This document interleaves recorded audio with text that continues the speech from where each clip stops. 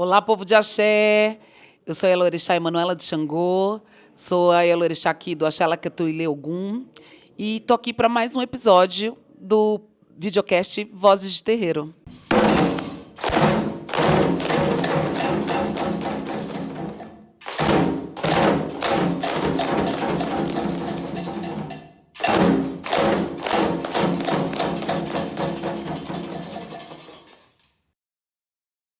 É um projeto fomentado pela Secretaria de Cultura aqui do município de Santo André e a gente agradece muito essa oportunidade. E o episódio de hoje a gente vai falar do candomblé e a juventude. O que é crescer dentro de um terreiro, né? Eu também fui uma criança de terreiro, né? Eu também nasci e me criei dentro de um terreiro.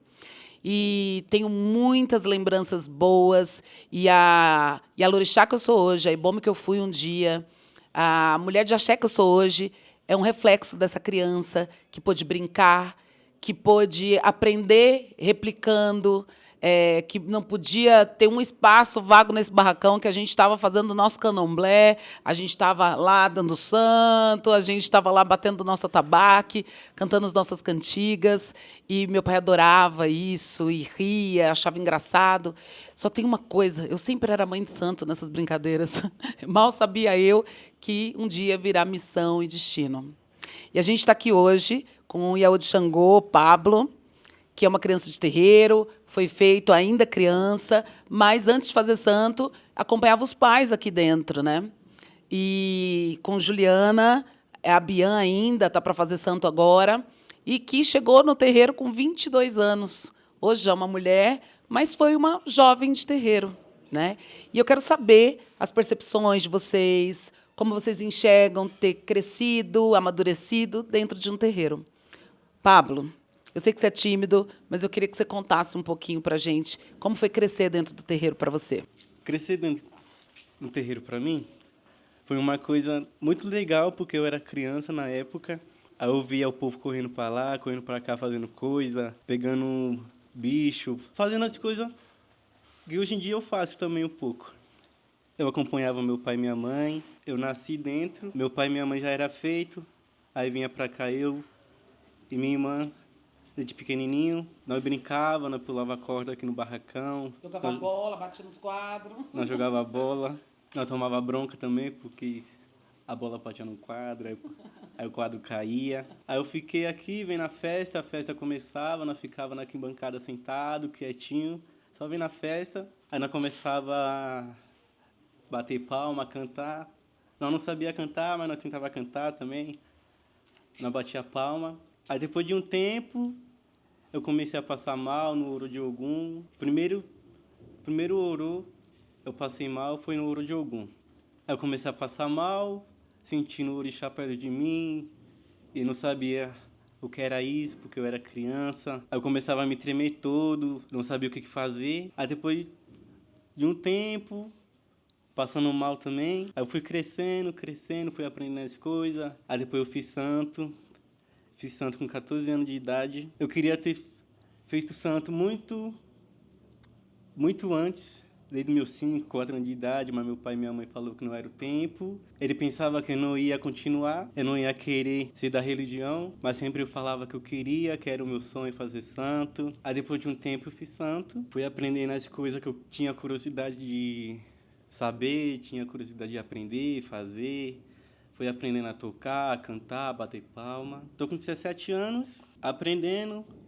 Aí eu posso ensinar um pouco para meus irmãos o que eu sei. Um pouquinho que eu sei eu posso ensinar com meus irmãos. Muito bem. Isso é ser uma criança de terreiro, né, Pablo? E hoje é uma pessoa importante dentro do axé. Todo mundo é importante dentro do axé, né? Mas o Pablo, ele se empenha. O Pablo, toda oportunidade que ele tem, ele está aprendendo, ele está colocando em prática o que ele aprendeu, ele está treinando. Eu falo que essa juventude tem a cabeça boa, isso agrega para o candomblé, né? Então, o Pablo é uma parte importante aqui dentro do axé hoje, porque ele se empenha e, quando vê, ele sabe cantar, ele sabe tocar. E é isso, né, meu filho? Tenho muito orgulho de você, viu? Continua assim. E é difícil ser criança de terreiro, porque a mãe de santo fica em cima, fica se metendo o que faz com as menininhas, fica se metendo como é que vai na escola. É difícil. E a mãe de santo, às vezes, enxerga mais um pouquinho do que deveria, né, Pablo? E você, Juliana, que amadureceu, né, dentro do axé, dentro de um terreiro. Como é que foi isso para você, minha filha? Benção, mãe. Meu pai que abençoa. Apesar de ter 33 anos, eu me considero uma eterna criança. E acho que a coisa que a gente mais aprende crescendo, né? Acho que é isso. Eu entrei aqui, eu tinha 22 anos, hoje eu tenho 33. E o maior ensinamento que o candomblé deu para mim, e eu vou me segurar muito aqui para não chorar, porque eu sou um pouco mantegona, é o quanto a gente está aqui para ser melhor, né? Um dia melhor que o outro. Então, assim, a gente tem muitos desafios com ego, com, né, vendo toda essa potência que é um terreiro, que a gente não tem ideia quando a gente está de fora. Todo o comprometimento, a dedicação, a doação. Quando a gente fala, né, que a gente assume um compromisso, quando a gente entra na religião, a gente não tem ideia do que é esse compromisso, mas não só em tempo, na dedicação, em como é que faz tudo isso aqui rodar com a união de todos. Então, assim, peço desculpas pela emoção, mas eu encontrei aqui uma família, né? Então, eu falo também, né? Uma coisa que eu falo sempre aqui, quando eu estou aqui dentro, é que eu me sinto uma criança pelo cuidado que todo mundo tem comigo. Então, lá fora, né? Eu tenho que ser performática, a minha profissão exige isso, de ser uma mulher forte. E toda vez que eu entro aqui, eu me sinto uma criança de novo. Então, isso é muito por causa da nossa mãe, mas com todo mundo que está aqui. Então, é isso. O Pablo, eu vi ele fazer santo pequenininho. E hoje, ele é a minha referência quando a gente está cantando uma cantiga e eu não sei cantar. E é para ele que eu olho. Então, eu aprendo muito com o Pablo. Apesar dele ser mais novo que minha idade, ele é mais velho de santo. Então, ele tem muito para me ensinar. E eu aprendo muito com ele. E isso é uma coisa que a gente, né, vive aqui aprendendo, a gente aprende muito, a troca é muito importante.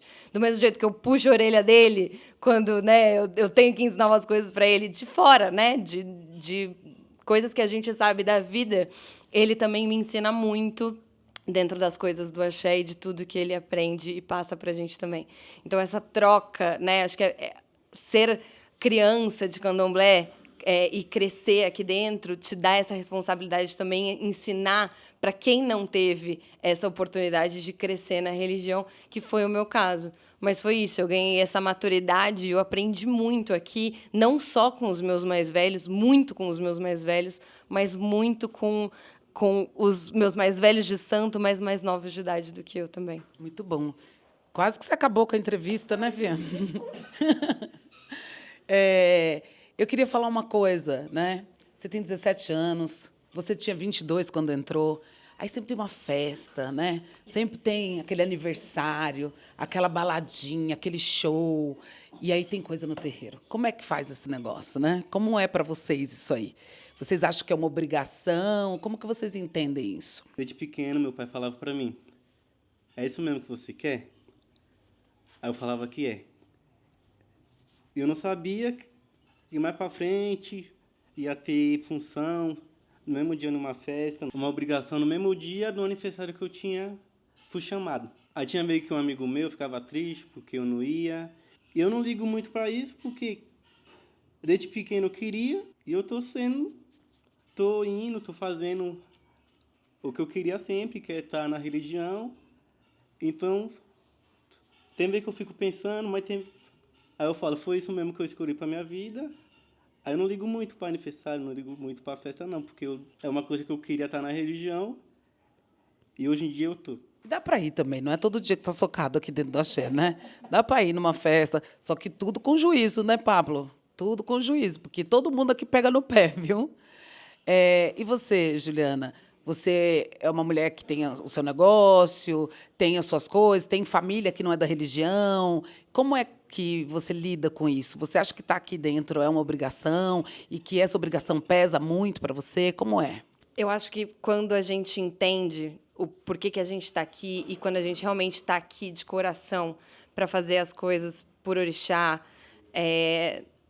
foi o que eu falei, né? Eu tenho a minha família lá fora, minha vida lá fora, mas falei que nem o Big Brother, né? Tenho minha carreira bem bonita lá fora, mas quando a gente chega aqui, é a família também. Então, não é um compromisso, não é um pesar, não é um, nossa, putz, eu tinha um aniversário. É claro, né? As pessoas que estão lá e que não vão ter a presença de quem está aqui, a gente tenta compensar de outra forma, porque a vida acontece, os encontros estão aí. A gente precisa também saber fazer esse equilíbrio lá para fora. Mas aqui é o compromisso, mas não tem esse pesar, porque aqui é essa família, mas assim, a gente se diverte muito, a gente trabalha, a gente rala, a gente tem muita coisa para fazer aqui, mas a gente faz tudo com muita leveza, a gente faz muito se gostando.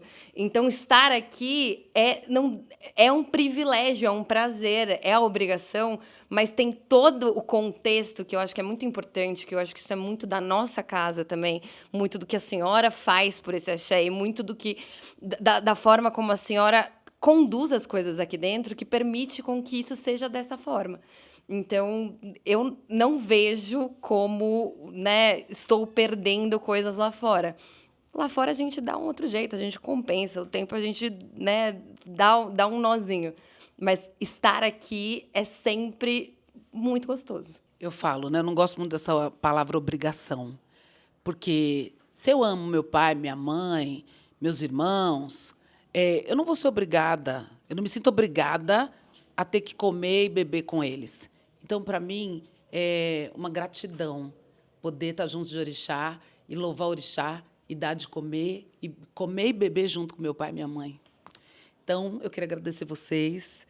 Eu espero que o Candomblé continue sendo para vocês esse lugar de acolhimento, de família, e que vocês possam crescer e se apropriar de quem são e contribuir para que isso não acabe.